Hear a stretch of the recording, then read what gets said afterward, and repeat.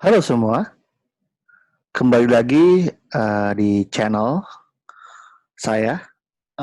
Oke, mungkin yang belum kenal, perkenalkan lagi nama saya Arjun Sumarlan. Pada kali ini saya akan memberikan gitu ya sharing-sharing tentang JavaScript secara dasar ya, dasar-dasar di JavaScript. Nah, tapi nggak semua knowledge di JavaScript saya berikan. Yang saya berikan hanya kegunaannya untuk React gitu ya, web development dengan React. Nah, pada video kali ini saya akan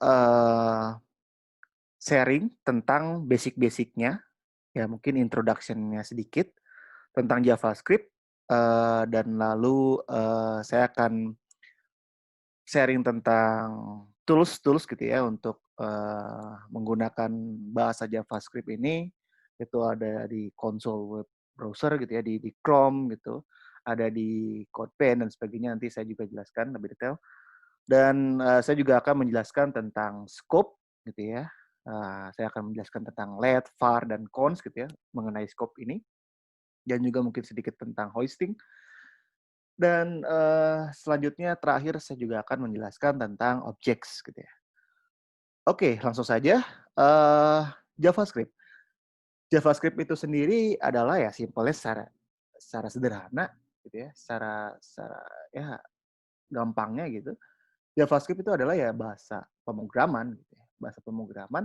Tetapi gitu ya, kalau misalkan Java gitu ya, kayak Java, Python dan sebagainya, itu kan teman-teman bisa gitu ya langsung code-nya itu gitu, teman-teman program gitu ya di lokal komputer gitu ya, artinya pakai via terminal dan sebagainya gitu ya, atau mungkin via server gitu. Nah, tapi JavaScript ini menariknya adalah dia bahasa pemrograman, tetapi gitu ya, dia hanya berjalan di browser. Dia hanya berjalan di browser, itu penekanannya ya. Dan JavaScript ini berfungsinya untuk apa sih sebenarnya gitu ya, teman-teman ya. Kalau misalkan teman-teman lihat nih dari MDN gitu ya, dari Mozilla, dia mendefinisikan JavaScript itu adalah bahasa pemrograman untuk menambahkan gitu ya beberapa interaktif gitu ya, interaksi-interaksi di website teman-teman gitu. Jadi kalau misalkan teman-teman websitenya adalah suatu game, jadi teman-teman bisa user yang menggunakan website teman-teman bisa berinteraksi. Contoh misalkan untuk menaikkan objek gitu ya yang ada di game tersebut ke atas gitu, misalkan user cukup menekan tombol up gitu ya di keyboard gitu ya. Dan kalau misalkan ke bawah tinggal tombol down, dan kalau misalkan mungkin ada interaksi-interaksi lain mungkin menembakkan sesuatu dengan tekan tombol, misalkan tombol A atau tombol apapun itu gitu, enter dan sebagainya. Nah, intinya adalah seperti itu. Atau mungkin teman-teman punya website gitu ya yang di sana itu ada form gitu ya. Nah, JavaScript ini bisa digunakan untuk memberikan gitu, misalkan kalau misalkan teman-teman ada form, itu kan ada field-fieldnya, ada field input apa gitu ya, misal input nama, input alamat dan sebagainya. Nah, interaksi user dengan website teman-teman gitu ya di form tersebut untuk menyimpan datanya dan sebagainya gitu ya, atau mengolah gitu ya, mengolah data tersebut gitu ya, memvalidasi data tersebut, misalkan cuman berlaku gitu ya, valid ketika sesuai format email dan sebagainya gitu ya.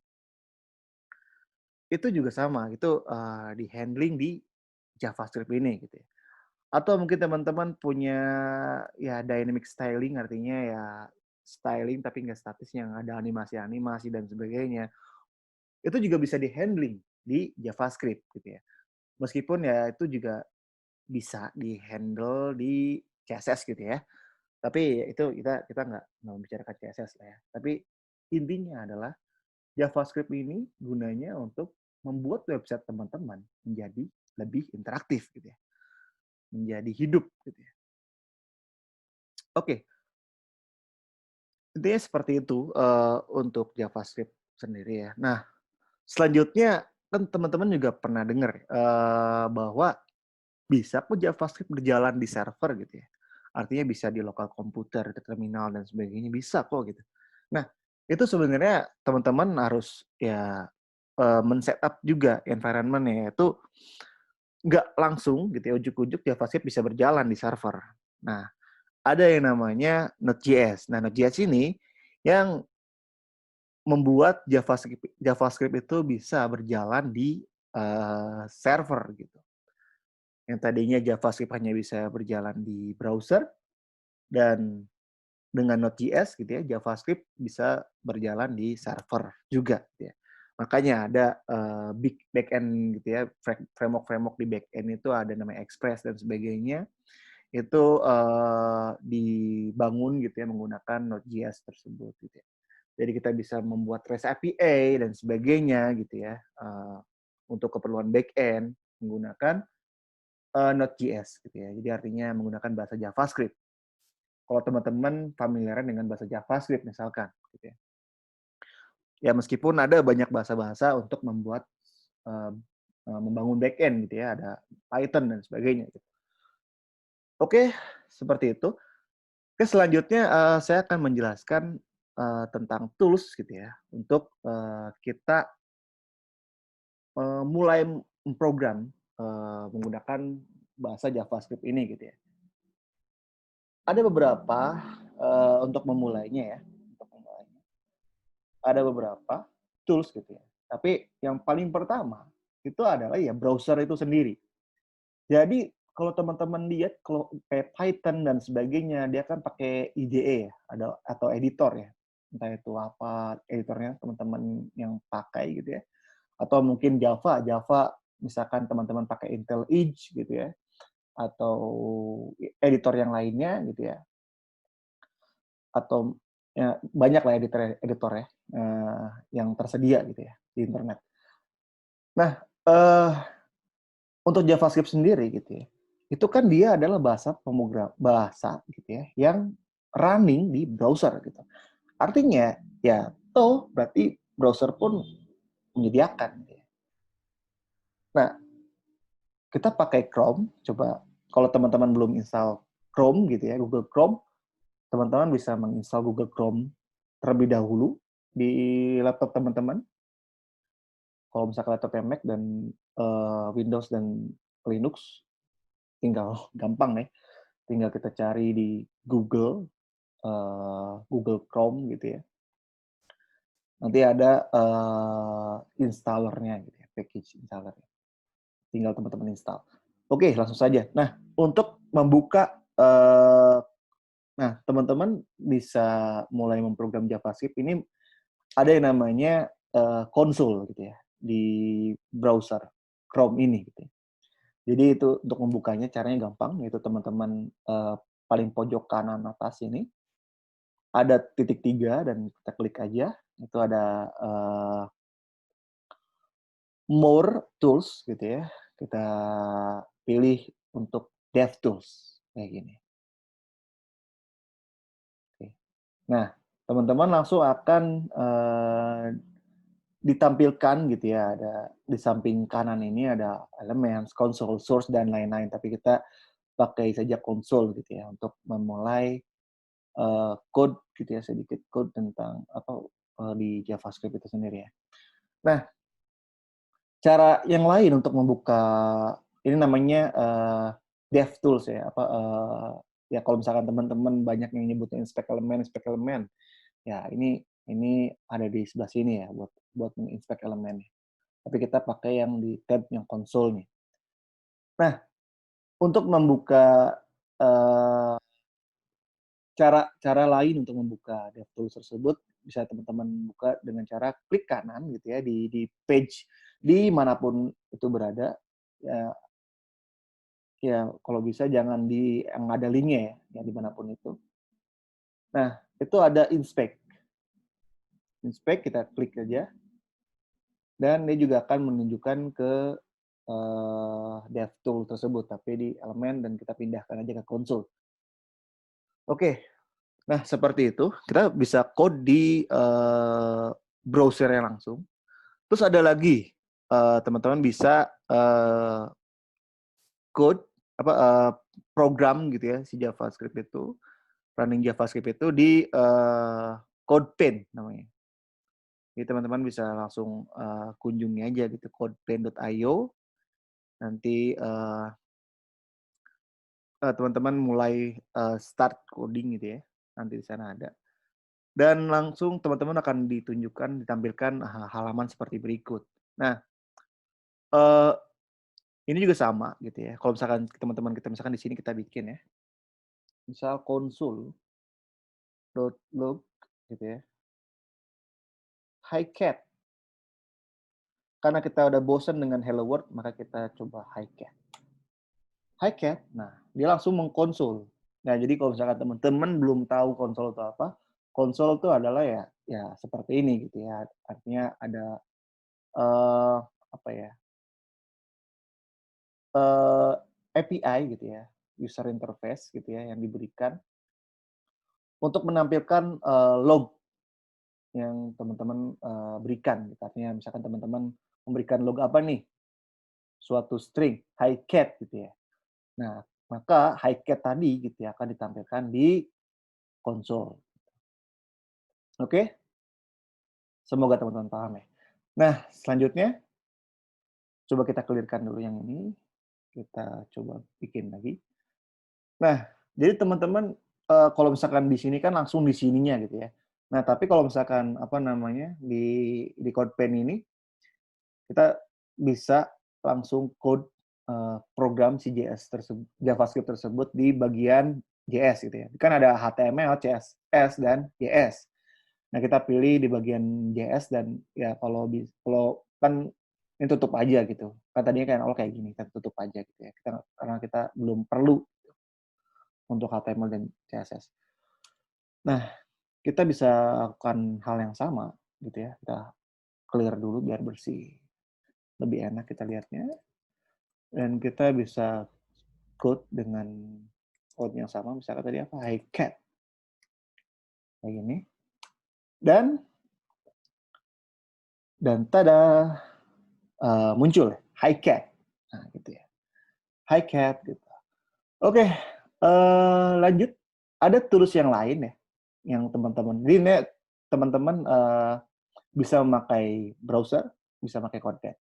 Dan selanjutnya ada yang namanya Scrimba. Nah, Scrimba ini teman-teman perlu daftar dulu. Jadi teman-teman daftar, sign up, bisa menggunakan akun GitHub atau mungkin ya email gitu ya. Nah, untuk memulainya kita klik di profil kita, yaitu kita klik New Workspace dan kita klik Playground untuk experience. Misalkan kita Hicat Program. Oke, confirm. Ya ini titel aja. Oke, ya kita perlu memilih salah satu. Misalkan kita pilih yang JavaScript pada. Oh ini. Kita pilih yang JavaScript, confirm. Oke. Dan tada, teman-teman akan ditampilkan gitu ya, code yang seperti ini. Oke. Nah, kita belum menyentuh tentang HTML ya. Jadi kita coba fokus ke JavaScript dulu gitu. Nah, coba kita beralih ke index.js. Nah, di sini teman-teman terserah mau code apapun di JavaScript di index.js ini gitu. Misalkan tadi sama gitu ya. Console.log hi cat. Oke. Kita run dan tada ada log. Ada log di sini hi cat. Coba kita periksa apakah ada konsol di apa namanya DevTools-nya, dan DevTools juga ada konsol ya hicat. Jadi si Scrimba ini menyediakan konsolnya sendiri, interface konsolnya sendiri, atau kita juga bisa menggunakan interface dari DevTools gitu ya untuk melihat konsolnya seperti itu. Oke. Nah, terakhir yang paling kita banyak gunakan bukan Scrimba, bukan CodePen, bukan juga konsol di browser langsung. Dan karena lebih memudahkan gitu ya, itu kita pakai Visual Studio Code. Bisa juga teman-teman pakai banyak editor ya, ada Atom dan sebagainya. Nah, tetapi gitu ya, untuk kali ini saya akan menggunakan Visual Studio Code. Kalau misalkan teman-teman mungkin lebih advance gitu ya, itu teman-teman bisa menggunakan namanya Vim dan sebagainya, banyak editor-editor lain. Nah, teman-teman bisa langsung download. Downloadnya sesuai OS teman-teman. OS-nya apa? Ada Mac gitu kan, ada Windows, ada Linux. Ya, tinggal download sesuai yang teman-teman uh, butuhkan gitu ya. Teman-teman butuh di Mac OS. Ya udah, tinggal download. Nanti diklik package-nya, nanti bakal dia install gitu ya, proses install. Dan Windows pun sama. Linux pun ya kurang lebih sama. Oke.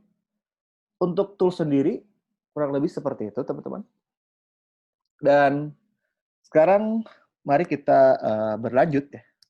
Berlanjut untuk ke bahasan yang lain. Oke.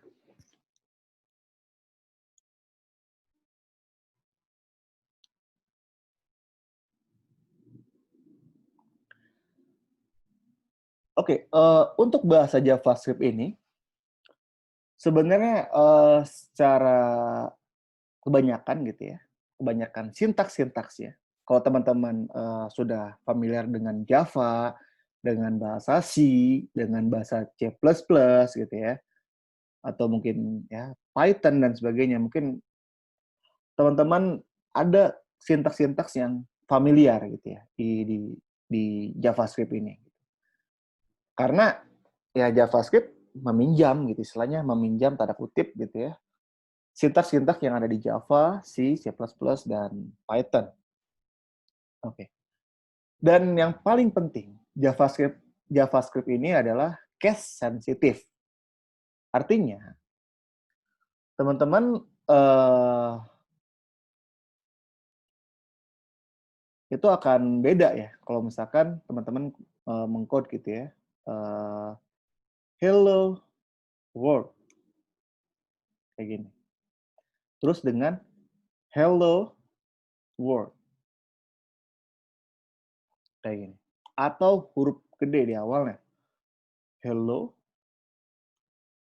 world. Nah, ketiga variabel ini akan berbeda. Akan disimpan secara berbeda gitu ya. Nah, kenapa? Karena tadi saya bilang JavaScript itu adalah case sensitive. Artinya dia sensitif terhadap huruf kecil dan huruf besar gitu. Artinya kalau misalkan hello world W-nya tuh gede gitu ya. Itu akan berbeda dengan hello world, sorry. Hello world dan dengan hello world yang W-nya kecil gitu. Jadi ini harus sama, persis gitu ya, nggak boleh berbeda sedikit pun hurufnya. Dan hello world yang hanya gede dan W-nya gede gitu, itu juga berbeda. Jadi harus hati-hati teman-teman untuk membuat suatu variabel. Nah, untuk membuat suatu variabel tersendiri itu ada 3 cara. Untuk mendeklarasikan suatu variabel itu ada 3 cara. Yaitu dengan menggunakan let, gitu ya. Ada yang menggunakan var, ada yang menggunakan const. Kayak gini. Nah, cara mendeklarasinya kayak gimana? Let cukup deklarasi misalkan apa ya? My variable gitu ya. My variable. Seperti ini.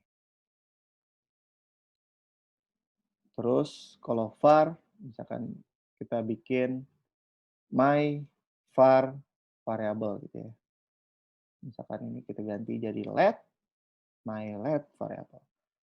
Dan kalau yang ini kita ganti dengan my const variable.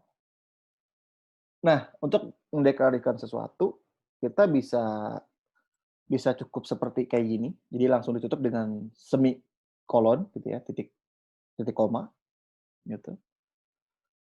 Atau kita, meng-assign suatu value ke variabel tersebut. Contoh kita meng-assign suatu string. Nah, string itu diindikasi dengan gitu ya, titik apa, sorry, apa ya namanya, koma atas tuh apa ya, apostrof ya. Intinya, petik, tanda petik. Nah, tanda petik yang satu gitu ya, satu doang kayak gini, atau mungkin tanda petik yang 2 gitu ya, tanda petik 2 seperti ini gitu, atau tanda petik yang miring seperti ini. Nah, itu akan bernilai suatu string gitu ya. Nah, oke kita lanjutkan, misalnya kita isi, string-nya menjadi hicat gitu ya, hicat. Karena kita pecinta kucing maksudnya, maka kita assign suatu variabel tersebut menjadi cat. Oke. Nah, mungkin yang cons kita bedakan menjadi hi cat woman. Oke. Nah, cara mengassign suatu variabel ke su menga meng-assign suatu value ke variabel itu sama persis ya, teman-teman. Jadi, ya dengan sama dengan dan value-nya apa. Kalau string seperti ini. Nah, oke. Sebelum lanjut, saya membahas perbedaan antara let, var, dan const, saya coba, berbicara sedikit tentang, data type ya, sedikit tentang data type. Jadi data type tersendiri ada beberapa, yaitu ada string yang seperti saya jelaskan sebelumnya, dan juga ada data type yang lain, yaitu adalah boolean. Boolean tuh, mengandung nilai benar atau salah, gitu ya. Nah, kalau misalkan benar, gitu ya, maka value-nya adalah true, seperti ini. Dan kalau misalkan salah, misalkan kita bikin lagi var my var true variable gitu ya. Sorry, false variable gitu ya.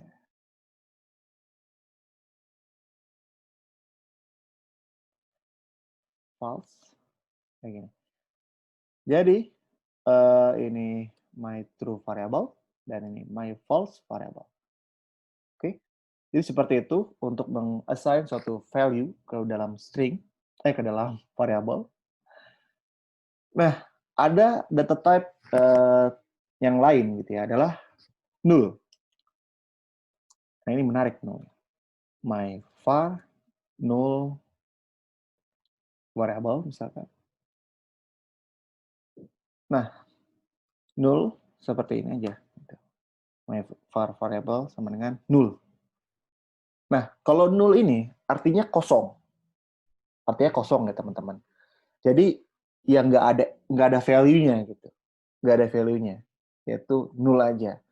Nah, tetapi hati-hati teman-teman.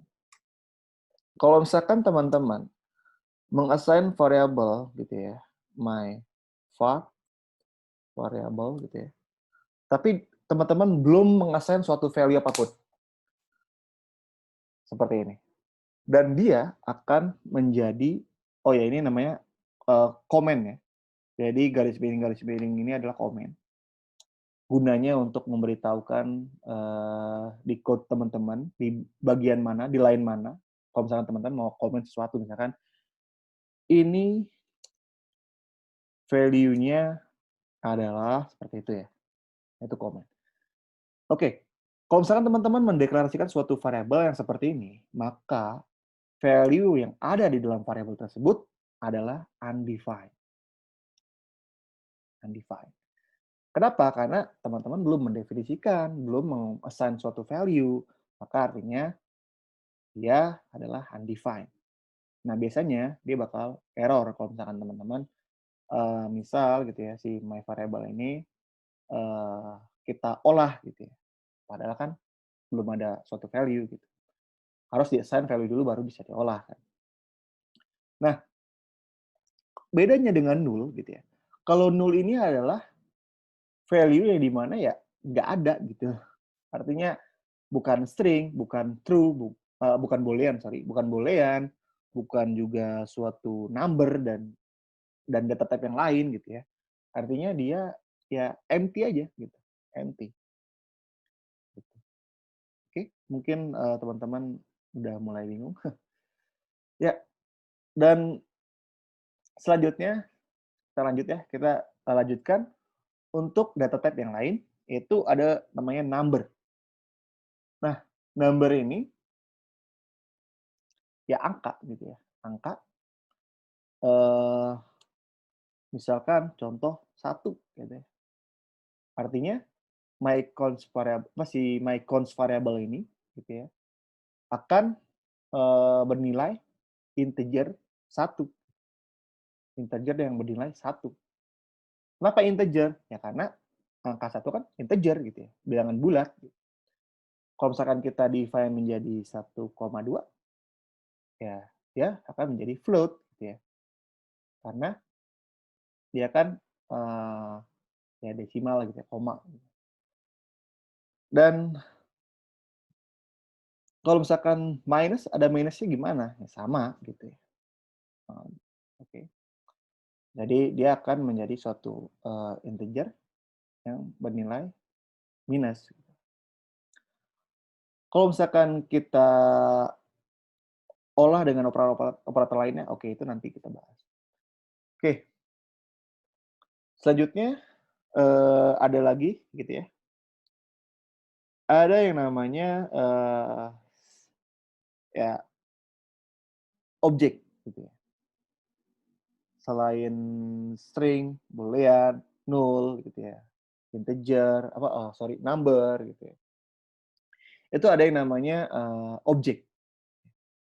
Objek ini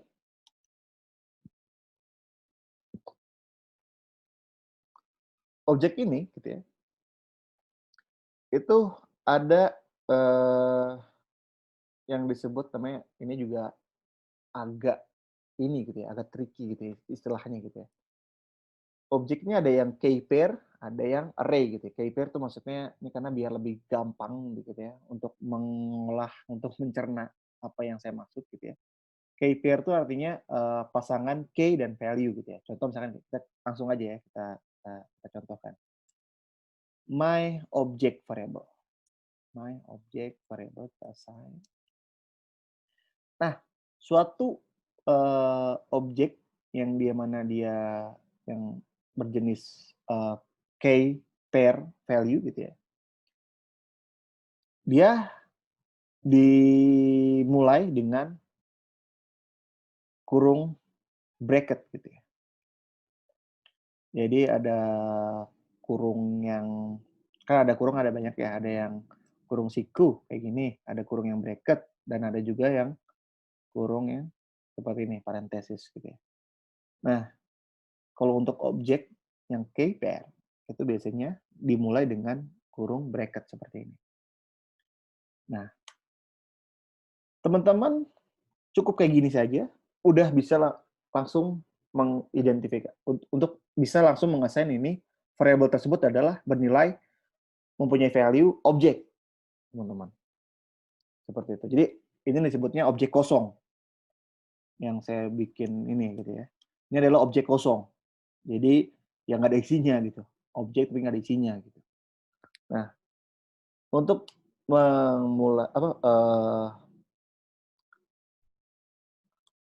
mengisi gitu ya suatu objek, pertama di sisi kiri adalah key gitu ya. Key-nya. Key. Oke. Pertama adalah key-nya. Key-nya apa? Terus yang samping kanannya adalah value-nya gitu ya. Value seperti ini. Nah, kalau key gitu ya, dia bisa dituliskan seperti ini atau bisa dituliskan seperti string biasa gitu ya. Jadi key kayak gini.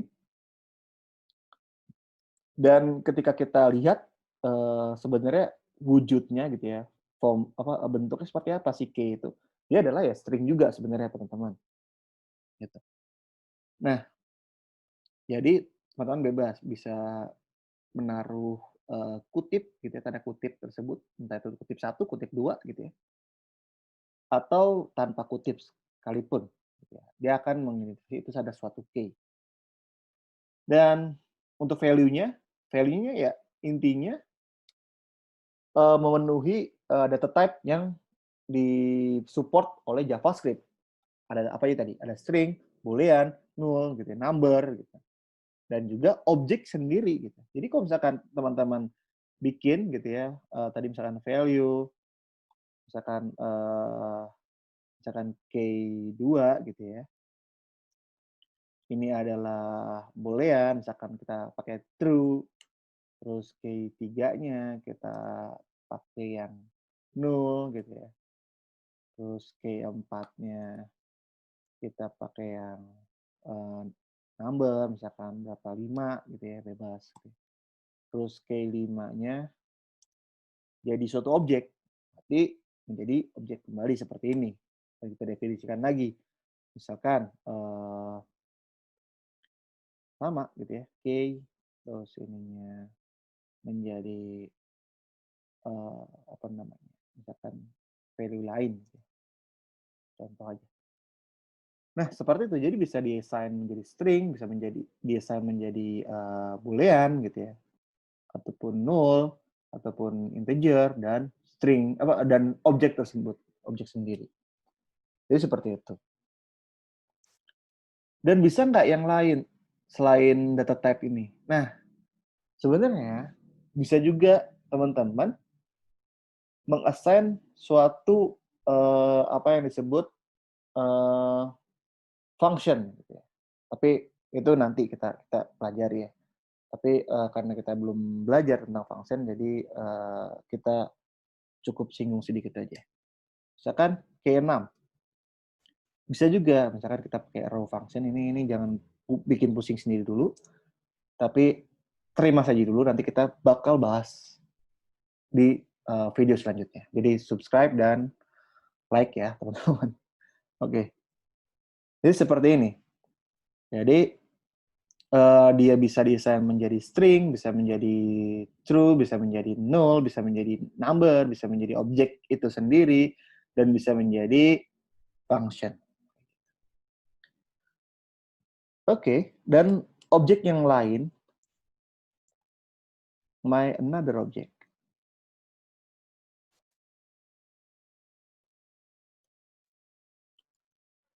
Itu adalah, array bentuknya namanya.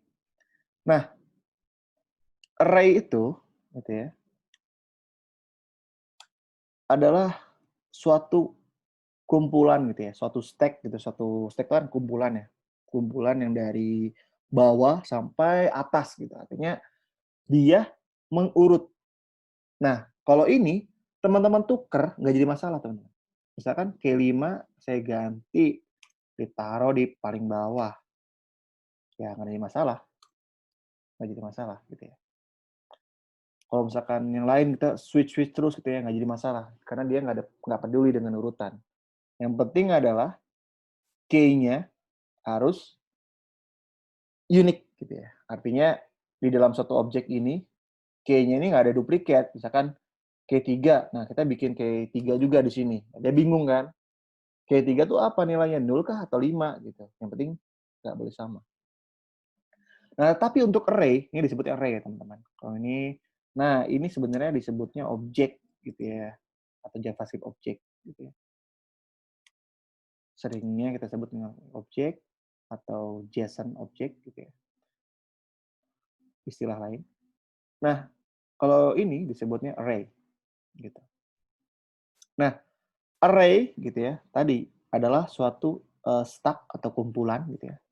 Kumpulan-kumpulan value gitu ya, yang ada di dalamnya. Nah, value-value tersebut disebut sebagai elemen di dalam array. Oke, nggak ya jangan dianggap pusing. Bikin simple aja, take it easy. Oke. Nah, jadi artinya kita bisa naruh apapun itu, yang penting value yang disupport oleh JavaScript, entah itu string, entah itu boolean, entah itu null, entah itu number, bahkan entah itu function, dan objek gitu ya, di dalam array ini.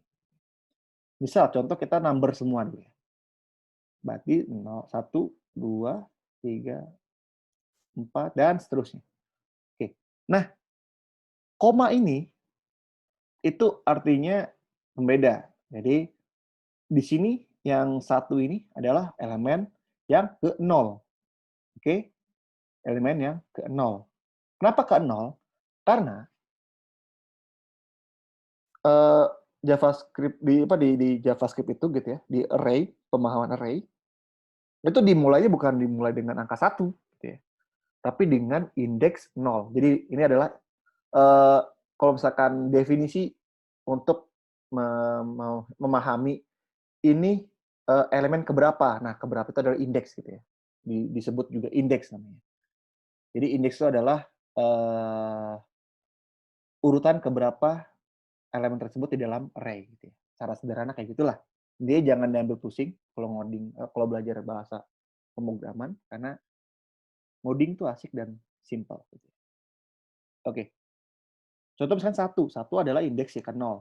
Kalau 2 indeks ke 1. 3 indeks ke 2.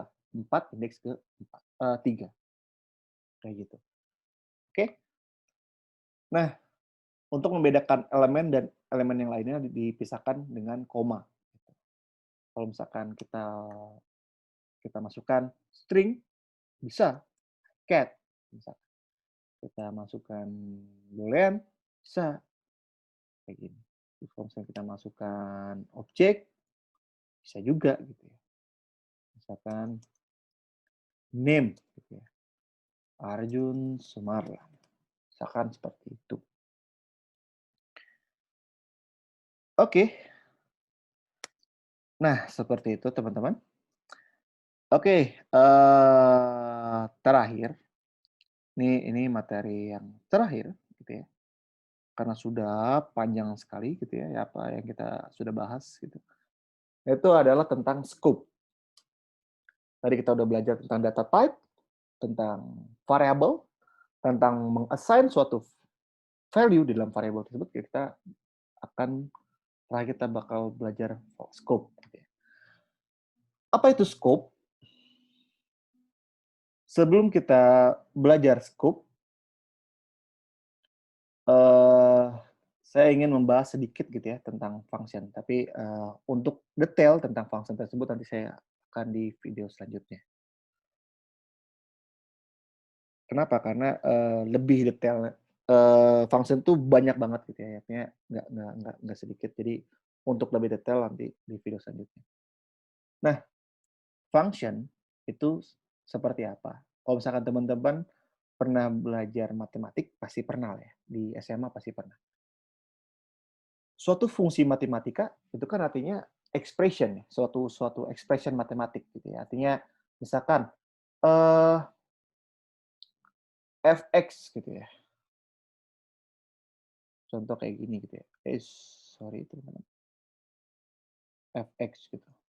Sama dengan x kuadrat gitu ya, ditambah y. Wah, teman-teman mungkin pusing ya, udah pusing mengingat-ingat kembali matematika gitu ya. Tapi teman-teman namanya belajar, kita jangan pernah merasa takut ya tentang suatu ilmu. Harus dihadapi gitu ya. Oke. Nah, misalkan fungsi x gitu ya, sama dengan x kuadrat tambah y. Karena ada variabel y, misalkan koma y gitu ya. Artinya apa namanya? Ada apa namanya? Didefinisikan. Itu lainnya coba ingat kembali lah matematika gitu ya, teman-teman. Nah, ini sintaknya bukan kayak gini ya. Ini saya cuma nulis biar kembali merefresh kembali dunia matematika, algebra gitu ya. Aljabar yang ada di apa namanya SMA. Jadi ada x kuadrat tambah y misalnya kayak gini. Nah, fungsi di JavaScript pun ya kurang lebih seperti itu teman-teman. Jadi ada namanya argumen disebutnya kalau di JavaScript. Ini adalah argumen. argumen itu adalah apa aja nih gitu ya. Kita mau menginisialisasi atau eh, ya intinya argumen itu ketika si fungsi itu dipanggil gitu ya, maka ketika fungsi itu dipanggil, kita bisa mengassign suatu value di argumen tersebut gitu ya. Nanti nanti kita belajar, kita singgung sedikit nanti. Terus di sini ada blok gitu ya, ada bloknya. Jadi fungsi ini adalah ya ini gitu, x kuadrat tambah y. Nah, kalau misalkan di JavaScript sendiri, fungsi itu bisa definisikan sebagai function gini ya. Nah, kalau misalkan teman-teman sudah apa namanya pernah pakai VS Code, itu ada namanya snippet ya. Jadi kalau misalkan teman-teman ada snippet function ini biar lebih memudahkan membuat suatu function, itu kan biasanya kayak ya udah dia kayak kan gini ya, agak lama gitu ngetiknya gitu ya. Function misalkan f gitu ya atau suatu function suatu fungsi. Ini ada argumennya apa dan ada blok. Nah, blok yang di sini yang akan kita dapatkan gitu. Nah, sebenarnya ada cara lain itu, teman-teman. Yaitu ada pakai snippet, yang ini function ini, ketika kita klik, dia langsung berubah tuh. Ada name, params-nya apa. Oh ya, tadi ada param, disebut juga namanya params, disebut juga namanya argumen. Ya, istilah-istilah seperti itu, nanti jangan diambil pusing. Yang penting, tahu maknanya dan kegunaannya, dan implementasinya seperti apa, teman-teman. Oke. Misalkan tadi apa, suatu fungsi gitu ya, suatu fungsi, terus kita tab, dia bakal ganti ke params. Nah, seperti itu. Enak banget kan kalau misalnya kita pakai snippet. Misalkan tadi ada apa aja, ada X, terus dan ada Y, gitu ya. Jadi, fungsi ini ada argumen X dan Y. Yang di mana X sama Y ini ya, bisa digunakan di bloknya. Blok itu adalah si scope-nya, si function gitu, si function ini. Gitu ya. Intinya di dalamnya gitu ya, di dalam function-nya. Gitu. Nah, jadi misalkan ini ada x kuadrat tambah y gitu ya. X kuadrat tambah y. Ini kita komen dulu ya, teman-teman. Misal suatu fungsi ini bakal membalikan suatu nilai gitu ya. Itu adalah x kuadrat tambah y. Nah, itu ada namanya return. Nah, return ini artinya ketika suatu fungsi ini dipanggil gitu ya. Nanti saya bahas lebih lanjut, kita tulis dulu aja ya. X kuadrat ditambah Y. Gitu. Dia akan mereturn suatu nilai gitu yang ada hasil gitu ya, hasil perhitungan ini. Contoh misalkan X-nya 1, Y-nya 1, berarti berapa?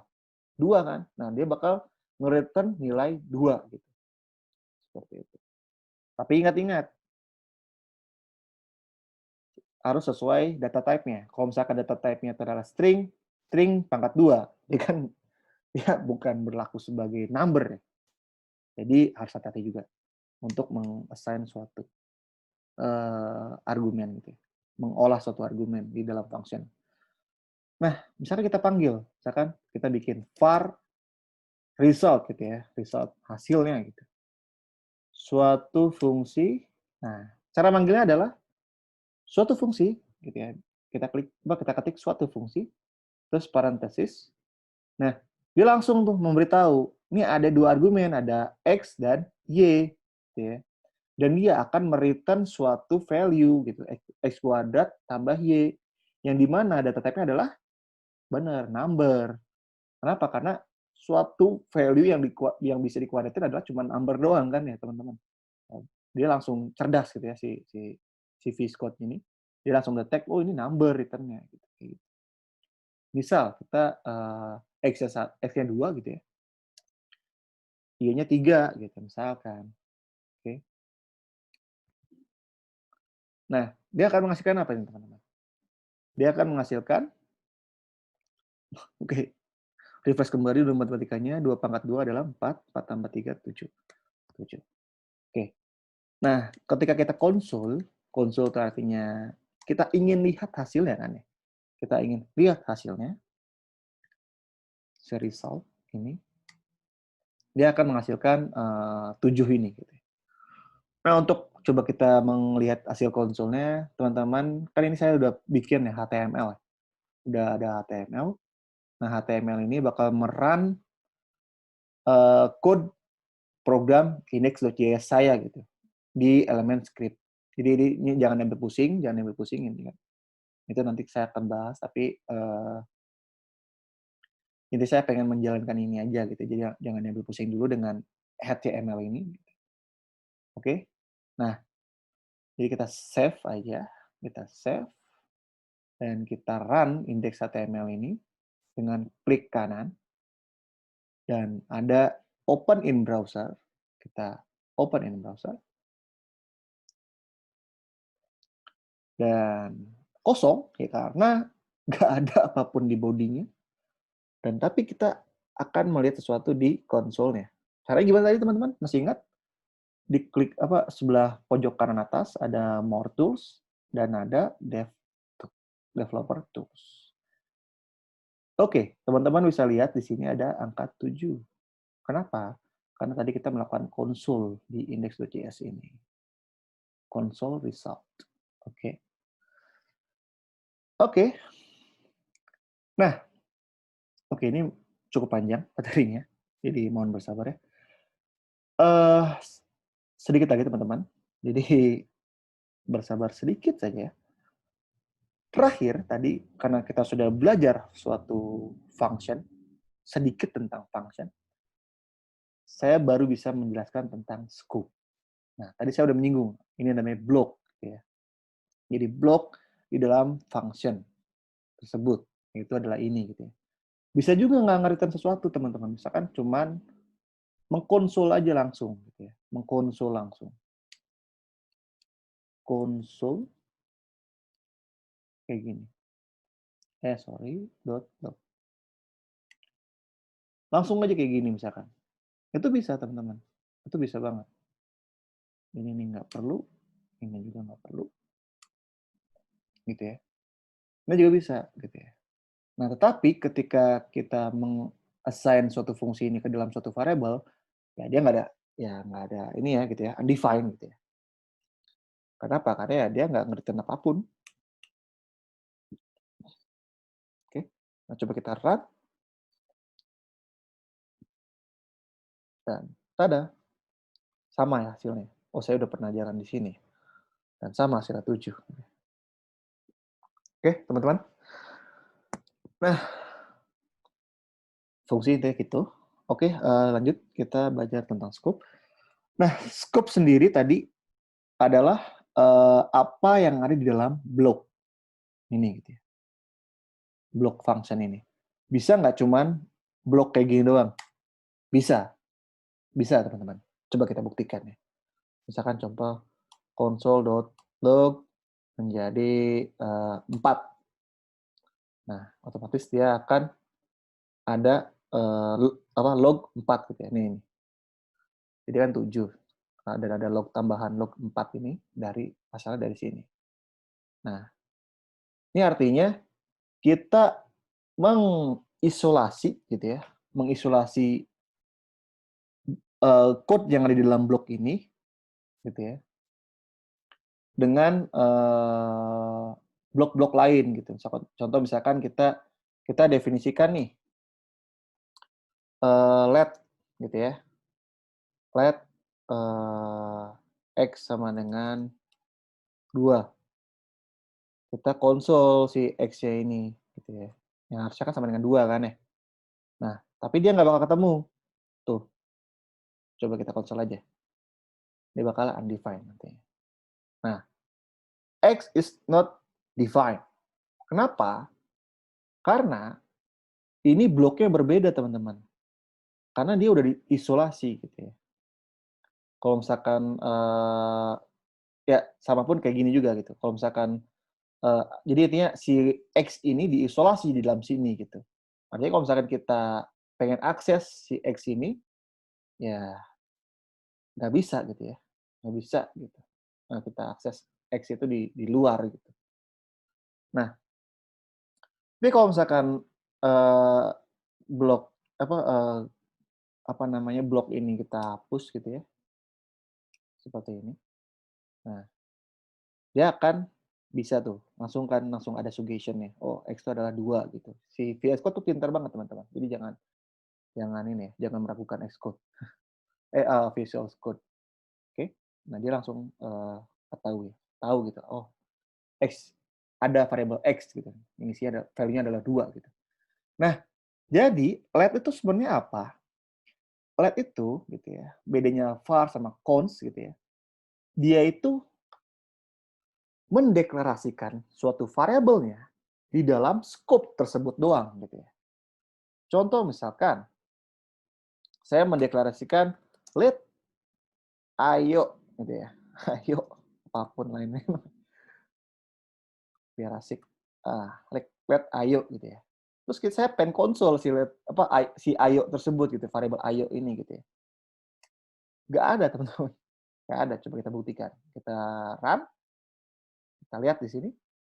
Ayo is not defined. Artinya, ya ayo ini didefinisikan, dideklarasikan cuma ya di suatu fungsi ini. Di dalam sini doang gitu. Artinya kalau misalkan teman-teman pengen mengkonsum, pengen mengolah ayo ini, ya cuman ada di sini doang. Cuman harus harus gitu ya, harus di dalam blok tersebut. Gitu. Konsol ayo. Nah, maka ada string ayo. Kayak gini. Oke, mulai paham ya? Oke, masih sedikit paham ya? Nah, jadi entah itu fungsi gitu ya, fungsi kayak gini, ataupun blok kayak gini gitu ya, itu adalah scope, teman-teman. Jadi, untuk let, oke saya bikin comment biar memudahkan teman-teman untuk men-summarize semua. Let itu hanya mendeklarasikan variabel hanya di scope terdekatnya. Artinya scope ya apa namanya? Ya scope yang dimana dia di dalamnya gitu artinya. Yaitu si blok ini atau enggak si apa namanya? eh scope si function ini, suatu fungsi ini. Nah, kalau misalkan kita definisikan let x sama dengan 5 gitu ya, kita konsol ini, nah maka x ini adalah si yang 5 bukan yang 2 gitu. Coba kita lihat. Nah, 5 bukan yang 2 ya. Jadi let itu mendedikasikan variabel hanya di scope terdekatnya gitu ya. Scope itu adalah suatu blok yang dimana bisa kayak gini adalah fungsi. Oke, jelas ya. Selanjutnya itu adalah var. Nah, kalau var gimana teman-teman? Coba kita ganti aja teman-teman. Var yang ada di X ini gitu ya. Misalkan kita console console.log X gitu.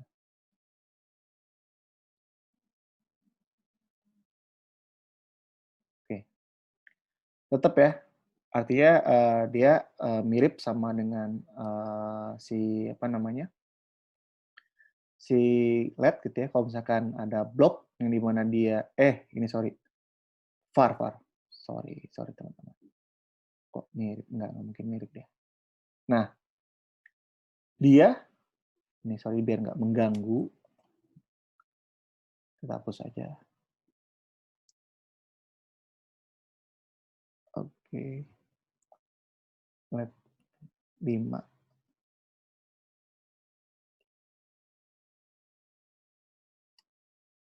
Karena belum didefinisikan. Sorry teman-teman. Nah, jadi kenapa tadi kalau misalkan ditaruh di bawah nggak ada gitu ya, nggak kepanggil. Kenapa? Karena ya harus diinisialisasi dulu dong. Kalau misalkan X kayak gini doang, artinya apa? Ya undefined gitu. Karena dia nggak terinisialisasi gitu ya. Terinisialisasi. Gitu. Kalau kita inisiasikan, kita deklarasikan di atas gitu ya. Saat kayak gini. Nah, maka X ini akan bisa gitu ya, bisa akses si X yang variabel X yang di dalam sini gitu. Nah, oke. Tadi oke. Nah, artinya gitu ya.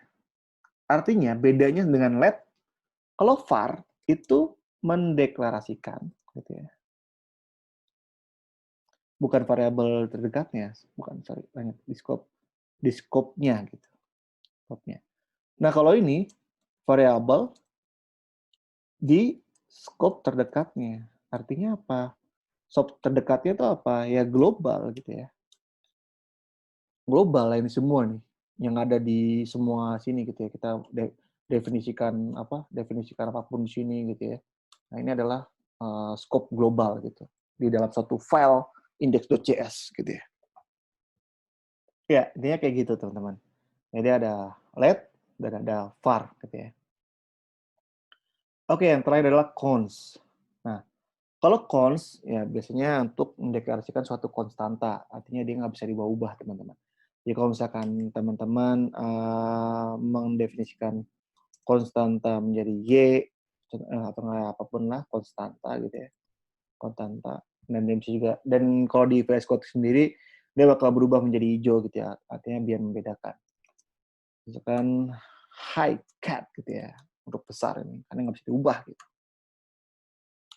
Terus kita ubah gitu, kita pengen ubah gitu teman-teman menjadi yoi cat gitu ya, yoi cat.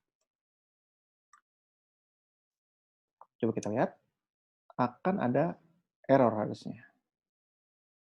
Oh ini ada X. Nah, assignment to constant variable. Jadi error nih, nggak bisa untuk mengassign suatu ke dalam constant variable. Maksudnya mengassign kembali ke dalam constant variable tuh nggak bisa. Jadi kalau misalnya kita sekalinya udah mengassign suatu value dalam konstanta, const variable gitu ya, ya dia nggak bisa di-assign ulang. Gitu. Kalau misalkan yang lain-lain bisa nggak? Misalkan let bukan konstanta, gitu. Bukan konstanta. Misalkan jadi high. Terus kita ganti menjadi number gitu ya. Yang tadi string jadi number juga itu boleh teman-teman. Karena di JavaScript vanilla JavaScript dia nggak salah gitu ya. Oke ini bisa hapus aja. Nah menjadi 5 kan. Oke. Belum di konsol ya. Biar kelihatan value jadi apa gitu ya. Nah jadi 5. Oke. Jadi seperti itu teman-teman. Jadi kita tadi udah belajar tentang apa aja tadi banyak banget ya. Ada belajar tentang variabel, terus cara mengesain variabelnya, terus ada data types-nya apa aja yang buat mengesain suatu variabel ke dalam mengesain value ke dalam suatu variabel gitu ya. Terus ada juga tadi undefined variable bedanya dengan null itu apa. Terus tadi itu kita juga belajar tentang objek gitu ya, objek variable di mana objek itu dia ada dua gitu ya, ada yang key value gitu ya, ada key-nya apa dan value-nya apa gitu ya. Terus ada juga yang array bentuknya, array di mana dia ya kita kita deklarasikan, bukan kita deklarasikan sorry, kita masukkan nih elemennya adalah suatu value yang termasuk ke dalam data types gitu yang disupport JavaScript. Kita ada string, ada number, ada boolean, ada objek sendiri bahkan. Terus kita juga udah belajar sedikit tentang fungsi, nanti kita singgung fungsi ini di video selanjutnya. Kita juga karena kita ingin mempelajari scope, maka tadi singgung sedikit fungsi dan tadi kita belajar apa aja di scope. Tadi ada belajar tentang scope di dalam suatu fungsi gitu ya, dan ada juga scope di dalam suatu block statement namanya. Ini disebutnya block statement, teman-teman. Terus kita juga belajar tentang scope gitu ya, khususnya untuk mendeklarasikan suatu variabel gitu ya. Ada const, let, sama var. Kalau let gitu ya, itu mendeklarasikan variabel hanya di scope-nya. Dia nggak bakal bisa diakses di luar scope gitu ya, si variabel dengan let gitu ya. Kalau var, nah itu bisa diakses gitu ya. Kita bisa mendeklarasikan variabel di scope terdekatnya gitu. Kayak gitu. Dan konstanta adalah variabel yang di mana dia ketika kita udah meng-assign value ke dalam konstanta tersebut, maka konstanta tersebut ya nggak bakal bisa diubah lagi gitu, nggak bisa diubah lagi. Tapi catatan ya teman-teman, kalau misalkan, kita meng-assign suatu objek ke dalam konstanta gitu ya, misalkan contoh name Arjun Sumarlan gitu ya, Arjun Sumarlan kayak gini. Kalau misalkan, kita langsung meng-assign suatu value ke dalam konstanta itu maka itu nggak boleh. Tapi kalau misalkan kita meng-assign gitu ya, suatu name ini ke dalam meng-assign gitu, kita mengubah value di key yang name gitu ya, di dalam objek ini, itu maka boleh gitu, teman-teman. Itu nanti, kita bahas lebih lanjut lagi ya tentang objek ya, karena objek ini sebenarnya, dia lebih luas, cukup luas gitu. Nanti kita bakal belajar lagi. Tapi intinya, ini, sedikit, disinggung doang gitu ya. Artinya biar biar cukup tahu lah istilahnya gitu ya. Kalau misalkan teman-teman, mau mengeksplor sendiri itu ya oke gitu, itu suatu, hal yang bagus gitu ya. Kalau misalkan ini, ganti dengan mungkin nama siapa ya, ya Cynthia gitu ya. Nah, ini nggak boleh gitu, nggak boleh kita, meng-assign ini boleh sorry, ini boleh gitu ya. Ini meng-assign, menggantikan gitu ya value yang ada di dalam key yang di dalam objek tersebut itu boleh. Jadi kalau misalnya kita konsol, jadi kita konsol sebelum sama setelah ya. Kita konsol ini sebelum dan ini setelahnya. Ini setelah dan ini sebelum. Maka yang sebelumnya adalah objek dengan ada key-nya adalah name dan value-nya adalah Arjun Sumarlan. Dan setelah kita ganti name-nya jadi Cynthia, maka objek konstanta ini menjadi suatu objek yang dimana ada key name dan value-nya adalah Arjun Sumarlan. Nah, seperti Cynthia sorry. Nah, seperti itu, teman-teman. Ya kan, tadinya Arjun Sumarlan, sekarang menjadi Cynthia. Seperti itu. Oke, teman-teman, seperti itu. Cukup situ aja materi kali ini ya cukup lumayan lama juga ya. Jadi saya pikir cukup, ya semoga komprehensif gitu ya, apa yang saya bisa share-kan kepada teman-teman. Dan kalau misalkan teman-teman suka dengan penjelasannya atau mungkin ada suatu masukan gitu ya, karena ini adalah video pertama saya di YouTube, jadi, saya sangat membuka, eee, diri untuk masukan teman-teman, kritik dan saran di komen gitu ya. Jadi jangan lupa komen dan juga likes gitu ya, dan share juga ke teman-teman lainnya jika ini memang bermanfaat gitu ya. Dan jangan lupa subscribe. Oke, thank you dan jangan lupa tonton video-video saya selanjutnya karena ini akan berkelanjutan. Oke, terima kasih teman-teman.